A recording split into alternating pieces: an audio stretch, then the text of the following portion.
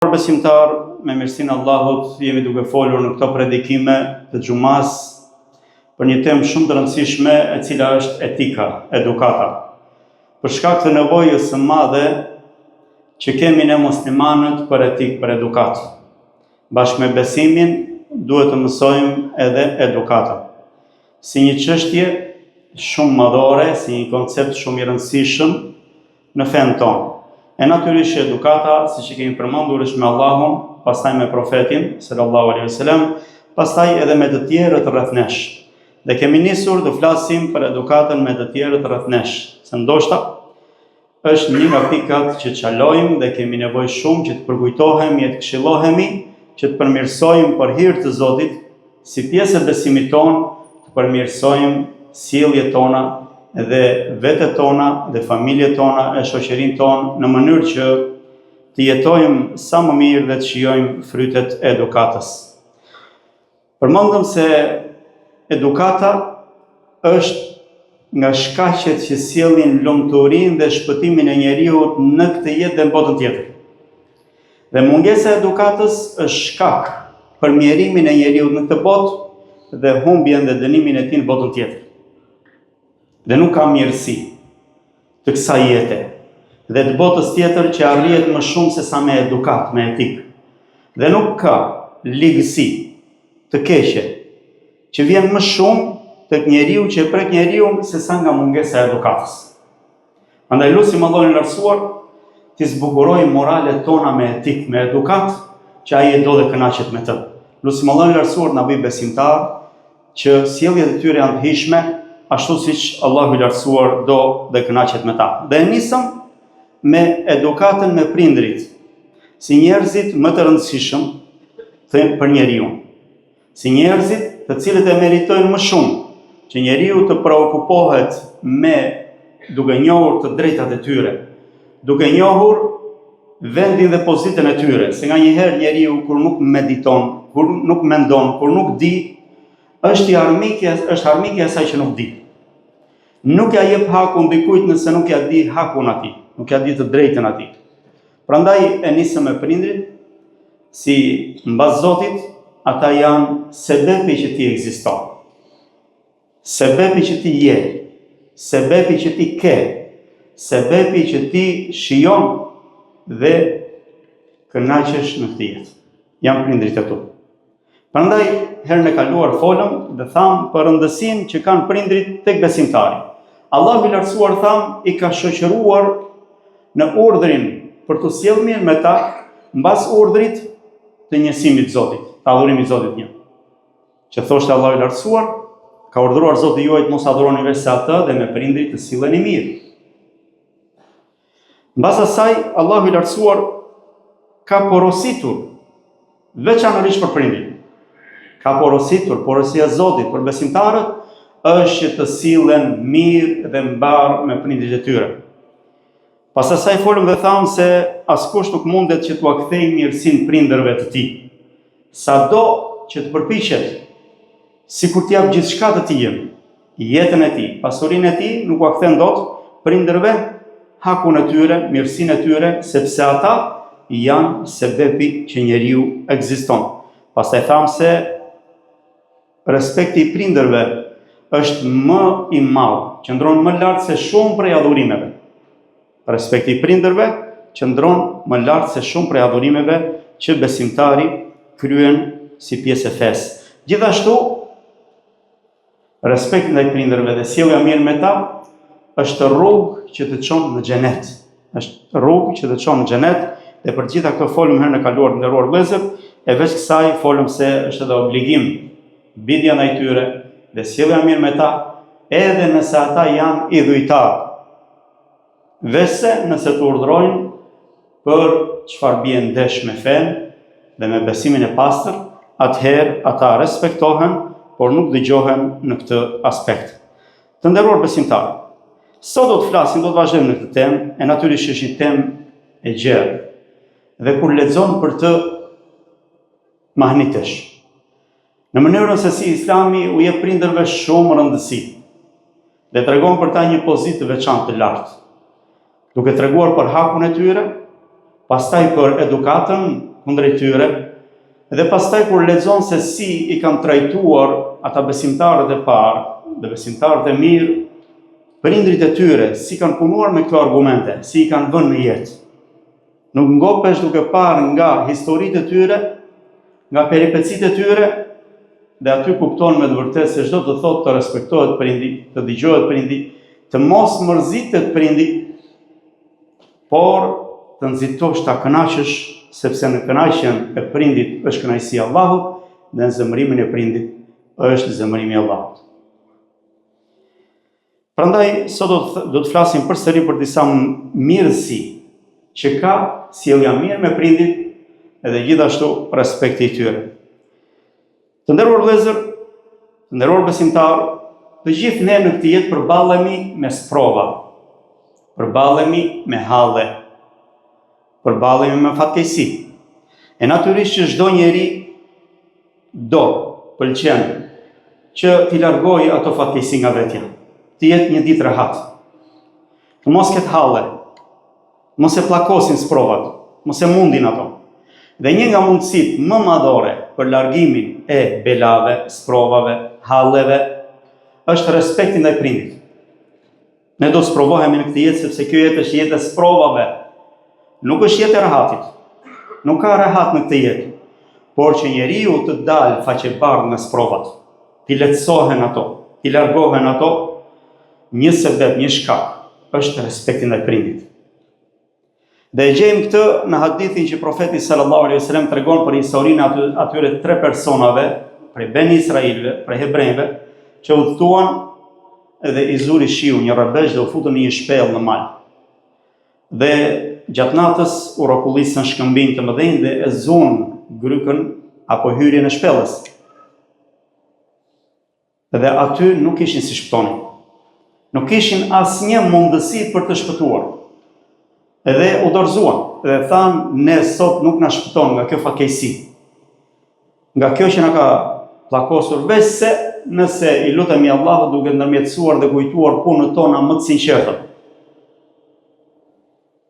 Punët tona më të sinqerta. E natyrisht në këto histori Allahu i lartësuar ka bërë mësim, ka bërë përkujtim për secilin prej nesh, që të kthehemi nga një herë dhe të shikojmë se cilat janë sebepet që na largojnë e fatkeqësitë, cilat na afrojnë me Zotin. Si na përgjigjet Zoti ne kur jemi keq.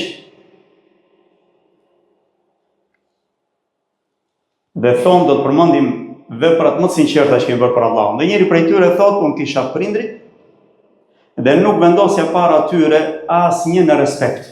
Askëm nuk e respektoja më shumë se ata. Derisa një ditë u largova me bagëtitë e mia thotë larg duke kërkuar thotë ushqim më të mirë për to. Dhe u vonova, kur u ktheva vonë natën në shtëpi, thotë i gjeta që kishin fjetur prindrit, kishin fjetur të uritur. E gjithashtu edhe gruat e fëmijët thotë prisin që të hanin. I mola thotë bagëtit dhe prita te koka e tyre me enën e qumshtit në dorë, edhe pse fëmijët e mi ishin te këmbët e mia. Dhe prisnin prej meje të jepja të hanin, dhe qanin për të ngrënë. Thotë qëndrova te koka e tyre dhe prita derisa ata u zgjuan në të gdhir, dhe nuk i dash askujt para tyre.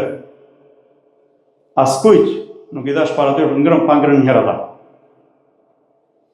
Derisa ata hëngrën dhe ngopën, pastaj u dash tjerëve. Nëse e kam bërë këtë thot për hirin tënd o Allah, atëherë na shpëto nga kjo bela në cilën kemi rënë, nga ky hall në cilin jemi, thot lëvizi guri prej vendit dhe kur i përmendën të 3 punët e tyre, u hap hyrja e shpellës dhe vazhduan udhëtimin e tyre. Pra shikoni se si ky njeri gjeti në respektin ndaj prindërve punë të veçantë dhe gjeti shpëtim. Për treguar se respekti ndaj prindrit është ka peshë të madhe tek Zoti. Allahu i lartësuar e do dhe besimtari duhet ta bëjë këtë me sinqeritet. Të nderuar vëllezër, nga mirësitë e respektit të prindërve është se nëse njeriu fiton kënaqësinë e tyre, nëse njeriu arrin që të marrë prej tyre lutje, kjo do të jetë për të sebeb për sukses në jetën e tij. Do t'i shtojnë mirësit, do t'i paksojnë hallet, sprovat. Nëse arrin të fitoj prej tyre kënaqësinë dhe të marrë prej tyre lutje. Thot profeti sallallahu alaihi wasallam, 3 lutje nuk kthehen mbrapsh. Nuk i refuzon Zoti 3 lutje. Dhe njëra prej tyre është lutja që bën prindi për fëmijën e tij. Prindi për fëmijën e tij. Është lutje e pranuar tek Zoti. Por prindi nuk e bën lutjen me zemër, me sinqeritet. Vese nëse një fëmija ka arritur ta kënaq prindin. Sepse gjithashtu nuk duhet që ne t'i zemrojmë prindrit tanë. Sepse e pranuar tek Zoti dhe e pa refuzuar është edhe lutja që prindi bën kundër fëmijës tij.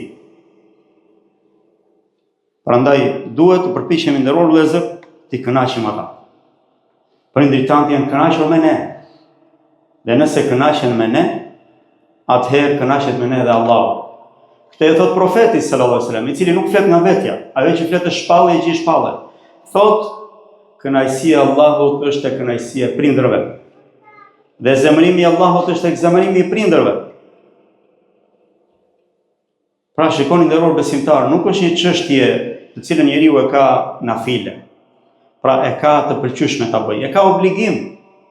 Nëse do sukses, nëse do që Allah i lartësuar ta ndihmojë të jetë me të, ta arrijë kënaqësinë e prindërve, që Allah i lartësuar të kënaqet me të. Allah i lartësuar na ruaj nga zemërimi i tij dhe zemërimi i prindërve tanë. Të nderuar vëllezër, prej mirësive të tjera të mëdha në respekt ndaj prindërve është se respekti ndaj tyre është shkak për zgjerimin e rrezikut. Sa punojmë sot? Sa të dhënë jemi mbas dynjas? Secili garon. Dhe nuk është gabim përderisa nuk lë obligimet fetare. Nëse lë obligimet fetare, jemi detyruar të tregojmë dhe të përkujtojmë dhe të këshillojmë dhe të themi që nuk je krijuar për këtë. Nuk je krijuar për këtë. Je krijuar të adhurosh Zotin, të japësh hakun Allahut lartësuar. Ndërsa dynjaja është mjet. Mjet që të ndihmon për të çuar në vend qëllimin pse ekziston. Adhurimin e Allahut. Nuk duhet që mjeti të të bëjë të harrosh qëllimin pse e krijuar. Dhe profeti sallallahu alaihi wasallam thotë, betojmë në Allahun që nuk kam frikë për ju nga varfëria. Varfëria nuk ju dëmton. Por kam frikë për ju, thotë, se do t'u jepet, do t'u çele, do t'u hapet dynjaja. Dhe ju do të garoni pas saj, do të konkuroni mbas saj, kush të mbledh më shumë, siç kanë garuar ata që ishin para jush. Pra kanë frikë se do të jepet dynjaja siç u dha atyre që ishin para jush. Dhe do të garoni mbas saj, do të vraponi mbas saj, siç vrapuan ata që ishin para jush, dhe do t'ju shkatërroj juve siç shkatërroi ata që ishin para jush. Nuk jemi të parët që ecin mbi këtë tokë. Edhe të tjerët para nesh kanë mbledhur, kanë punuar, kanë bërë sebepet, pastaj i kanë lënë si kanë marrë me vete, i kanë trashëguar të tjerët mbas. Dhe ne jemi në këtë zinxhir. Njeriu me vete merr vetëm adhurimet ndaj Zotit dhe çfarë ka bërë me pasurinë e tij në kënaqësinë e Zotit. Prandaj, të gjithë ne e kërkojmë rrezikun. Ka që u jepet rrezik shumë dhe ka që lodhen shumë, por kanë rrezik pak. Dhe një nga arsyet që rreziku të dështohet, e bashkë me të jeta të zbukurohet, sepse rreziku, paraja dhe fëmia janë zbukurimi i kësaj jete. Është që të respektosh prindrit e tu, të sillesh mirë me ta. Ta shton Allahu i lartësuar për rrezikun ty. Thot profeti sallallahu alaihi wasallam, thot atij që i pëlqen që Allahu i lartësuar t'i shtojë rrezikun e tij dhe t'i zgjas thot jetën e tij. Ai thot le të mbaj marrëdhëniet farefisnore. Dhe hadithi është e Buhari dhe Muslimi. Ka një shtesë tek Bejhaqiu, një libër tjetër i haditheve, që thot profeti sallallahu alaihi wasallam, le të sillet mirë me prindrit e tij dhe le të mbaj marrëdhëniet farefisnore. Pra kushdo që t'i shtohet rreziku dhe t'i zgjatet jetën. Sillet mirë dhe të respektoj prindrit e tij dhe gjithashtu të mbaj marrëdhëniet farefisnore. E Allahu i lartësuar kur urdhron për falënderimin e prindërve, urdhron mbas falënderimit të Zotit. Thot enishkur li wali walidayk. Thot je mirënjohës ndaj meje dhe ndaj prindërve të tu. Njeriu do të jetë mirënjohës ndaj prindërve siç është mirënjohës ndaj Zotit. Prandaj ka komentatorë që kanë thënë në këtë fjalë që njeriu të jetë mirënjohës ndaj Allahut duhet falet 5 herë në ditë. Ta çojë në vend falënderimin ndaj Zotit që të ka dhënë gjithçka që ke. Gjithçka ke prej tij dhe që ta çosh në vend falënderimin 5 obligime në ditë. Namazet duhet i falësh. Dhe të njëjtat gjëra, sepse Allahu i Lartësuar thot falëndero mua dhe prindrit e tu. Dhe thot me lidhës dhe, nuk thot pastaj ose më vonë kujtohu, thot mua dhe prindrit e tu. Kanë thënë të paktën 5 herë në ditë. Të lutesh për prindrit e tu, ti jesh falënderues për ta. E nëse ti falënderon, Allahu i Lartësuar thot la in shakartum la azidannakum. Nëse ju falënderoni, do ua shtoj mirësitë juve. Kujtoja prindit tënd mirën që ka bërë ndaj teje. A kanë të mirë ndaj teje? Kanë. Ne folëm herën e kaluar se si kur ke qenë në kohën më të dobët tënde. Janë kujdesur për ty, të kanë ruajtur, të kanë ushqyer, të kanë pastruar, të kanë veshur. Janë munduar të ruaj nga sëmundja. Kanë shpenzuar që të shërohesh. Në moshën tënde më të dobët. Atëherë gjithë këto mirësi përmendua prindërve. Thuajo prindërve, Allahu ta shpërblet për këtë gjë që mbaj mend nga fëmijëria që ke bërë për mua. Sepse nuk mundesh ti falenderosh, por kujtoju atyre. Falenderoj ata, lutu për ta.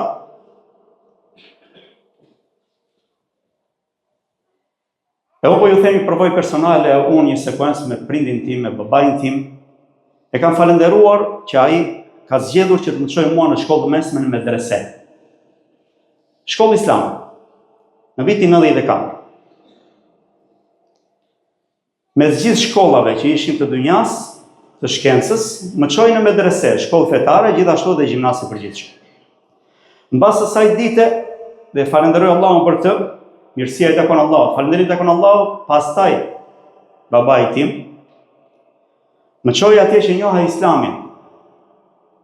Dhe lam rrugën e idhujtarisë, dhe u bë sebeb që unë të mësoj Islamin e pastër dhe gjithashtu familja ime sot. Nëna ime, vlla im, motra ime, familjet tona, në përgjithësi i falen Zotit. Adhurojnë një Zot vetë.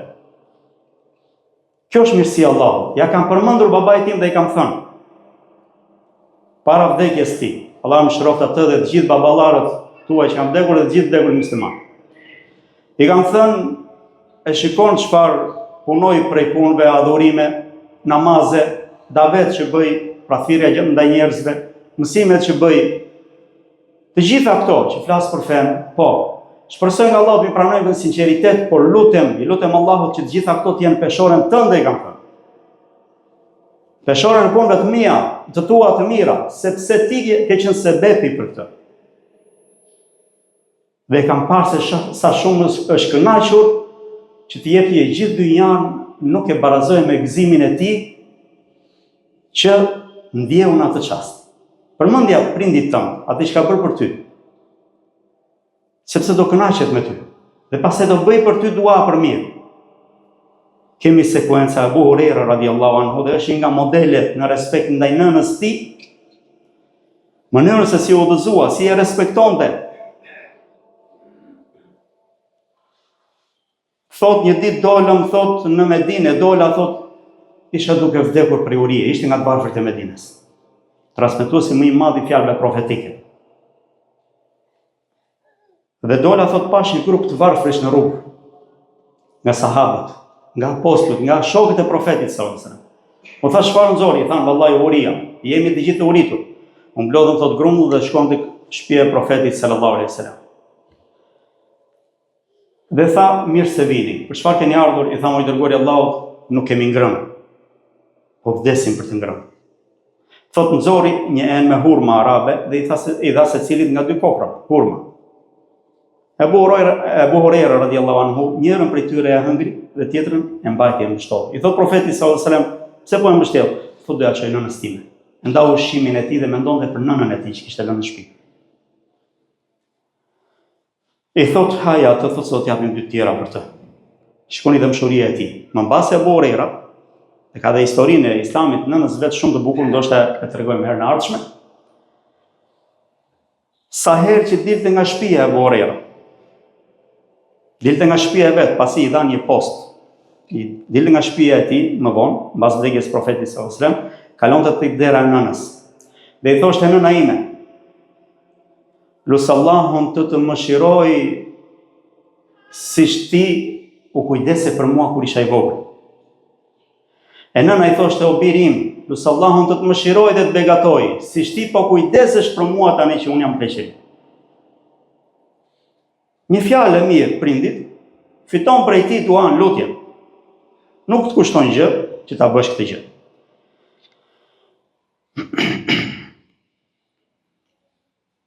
Të gjithë ne kemi gjuna të mëdha. Të gjithë ne kemi gjuna të vogla. Jemi gabimtar dhe çdo biri atë jemi të zgabimtar. Respekti ndaj prindit dhe sjellja mirë me ta është arsye për faljen e gjunaheve të mëdha dhe të shirjen e tyre. Dhe këtë e gjim në argumente fetare dhe nuk e themi nga vetja. Mekhuli, një prej tabiinëve, apo dietarëve selefëve, thot respekti ndaj prindërve është arsye për fshirjen dhe faljen e gjunaheve të mëdha. Dhe gjithashtu, do të vazhdojë njeriu të ketë mundësi për respekt dhe për faljen e gjunaheve të tij, përderisa ka në fisin e tij më të mëdhenj se ai dhe i respekton ata. Respekti njerëzve që ke nga paraardhësit e tu, nga rrethi jot, më të mëdhenj, ti respektosh ata, është arsye, thot, ka njeriu arsye dhe mundësi që të fshijë gjunat e mëdha prej tij, pra prej vetes vet, nëse i respekton mirë ata. Gjithashtu Ata ibn Yasar, prej tabiinëve, tregon dhe thot se tek Ibn Abbasi ishte një prej sahabëve, djali i xhaxhait profetit sallallahu alajhi wasallam dhe një prej dietarëve të sahabëve. Thot i erdhi një burr dhe i tha: "Më ndodhi, thot, që kërkova një femër për të martuar me të." Dhe thot ajo refuzoi, por unë thot e doja shumë atë.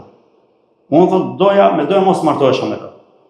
Ajo thot më refuzoi, pastaj shkoi dikush tjetër, thot e kërkoi dhe ja dhan asaj. Ajo pranoi. Unë thot nga xhelozia e madhe shkova, thot, dhe e vrava këtë femër. Pra shikoni çfarë gjunahu, çfarë krimi. Thot shkova dhe e vrava. Edhe unë thot vallahi, thot jam penduar për këtë gjë, por a ka ndonjë punë e cila të më bëj mua që të pranohet pendimi im? Jam penduar për këtë gjë, po çfarë mund të bëj që pendimi im të pranohet? I thot Ibn Abbasi, a e ke gjallë nënën tënde? I thot jo. I thot atëherë vetëm pendohu sinqerisht tek Allahu dhe bëj sa më shumë punë të mira në mënyrë që të falet gjunahu jot, apo që ta mbulosh krimin që ke bërë. Shkova mbas thot dhe e pyeta Ibn Abbasin. Pra, Ata ibn Yasar, prej tabiinëve, shkova thot dhe e pyeta Ibn Abbasin. Dhe i thash, pse i the ashtu për nënën? Pra pse pyeta e ka gjallë nënën e vet apo jo? Më tha sepse unë nuk di ndonjë punë që ta afron më shumë tek Allahu, që e do më shumë Allahu dhe kënaqet më shumë me ty se sa respekti ndaj nënës tënde. Pra respekti ndaj nënës fiton me të kënaqësinë e Allahut dhe të falë Allahu i lartësuar gjunat e mëdha. Mirësia ndaj prindërve, nderuar vëllezër, gjithashtu është shkak që njeriu ta mbyll mirë jetën e kësaj bote, sepse njeriu vdes ashtu siç ka jetuar. Allahu i lartësuar në fundin e jetës së tij i bën rrezik njeriu ta mbyll jetën në mënyrën që ka jetuar. Nëse ka qenë njeri i mirë, e mbyll jetën mirë. Nëse ka qenë njeri i keq, e mbyll jetën keq. Dhe nëse njeriu është sjell mirë me prindërit e tij gjatë jetës, Allahu i lartësuar e bën atë që të fitojë me mbylljen e kësaj jete me mirësi, me lejet Allahu të lartësuar. Veç asaj, mirësia ndaj prindërve dhe respekti i tyre është shkak që të fitosh mëshirën e Allahut, sepse sa më i mëshirshëm njeriu me ta, aq më i mëshirshëm Zoti me të. Dhe e kujton dhe herën e kaluar se populli ynë ka devijuar nga rruga e njerëzillëkut kur i lë prindrit dikush vetëm dhe largohet në emigrim. Nuk është arsye varfëria, nuk është arsye dëshira për të pasuruar. Nëse prindrit e tu i lë vetëm, të vdesin vetëm. Të mos kenë kush t'u jap diçka prej atyre që kanë nevojë.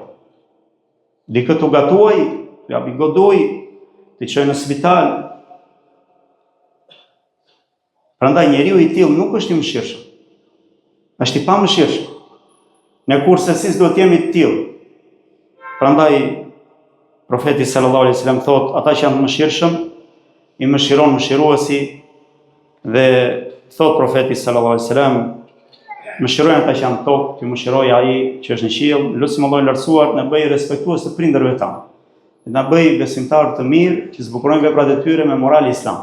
Lutim Allahun e lartësuar na falet, na mëshirojë. Sallallahu alaihi wasallam ala nabina Muhammad wa ala alihi wa ashabihi ajma'in. Alhamdulillahi rabbil alamin wa afdalus salatu wa taslima ala nabina Muhammad wa ala alihi wa ashabihi ajma'in. Të nderuar besimtar, natyrisht që kjo temë është e gjerë dhe shumë e rëndësishme. Përmendim shkurtimisht se nga mirësia që përfiton besimtari nga sjellja mirë me prindrit dhe respekti ndaj tyre është se veprat e tij pranohen tek Zoti.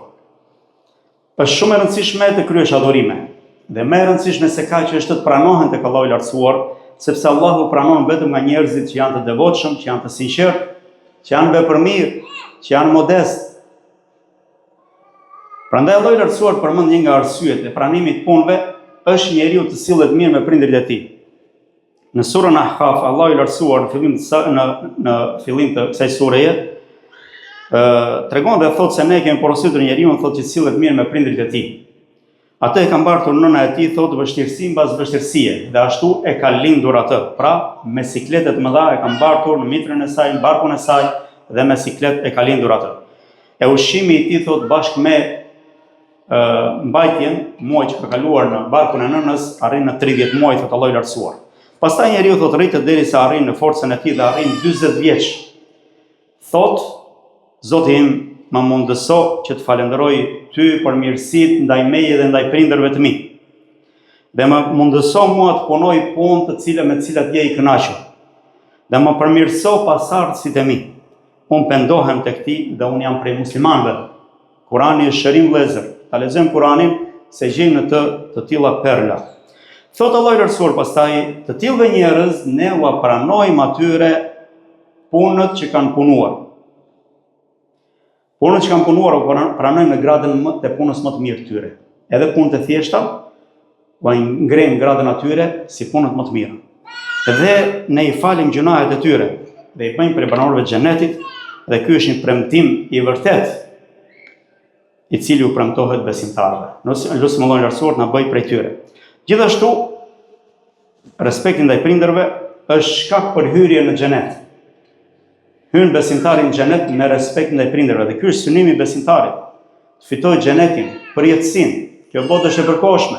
Xheneti është i përjetshëm, nuk ka më në të vdekje, nuk ka më në të plakje, nuk ka më në të sëmundje. Synimi i besimtarit në xhenetin. Dhe një nga sebepet e mëdha që përmendëm herën e kaluar të hyrjes në xhenet është respekti ndaj prindërve dhe sjellja mirë me ta. Shikojmë se tek njëri prej sahabëve ka ardhur tek Ibn Umej, ka ardhur një njeri dhe thot, pasi unë kisha bërë gjunave shumë të cilat i mendoja se ato ishin prej gjunave të mëdha, shkova tek Ibn Umeri dhe i thash, kam disa gjunave që mendoj se janë nga të mëdhat dhe nuk e di se si mund të më fshihen ato. I thot, cilat janë ato gjunave? Thot, kështu dhe kështu. Thot, nuk janë prej të mëdhave. Por, i thot Ibn Umeri, a ke frikë nga zjarri? Nga xhehenem, nga ferri, a ke frikë? I thot, po. A do të hysh në xhenet? I thot, po si. Vallahi po, i thot, dua për këtë. Thot, a i ke gjallë, thot, prindrit e tu? I thot, nënën e kam gjallë. Thot, vallahi, i thot, sikur të zbusësh fjalët me të. Pra, të flasësh me të me fjalë të buta. Thot, dhe ta ushqesh atë, thot, të plotësosh nevojat e saj të ushqimit. Ti ke për të hyrë në xhenet, thot, përderisa u largohesh gjunave të mëdha. Ushqeje, plotësoj nevojat e saj dhe sillu but me të, ke për të hyrë në xhenet përderisa largohesh dhe shpëton nga gjunahet e mëdha. Ne lutem Allahun e lartësuar na bëj besimtar të mirë, na bëj respektues të prindërve, na fal gjunahet tona. Wa sallallahu wasallam ala nabina Muhammad wa ala alihi wa ashabihi ajma'in wa aqimus salam.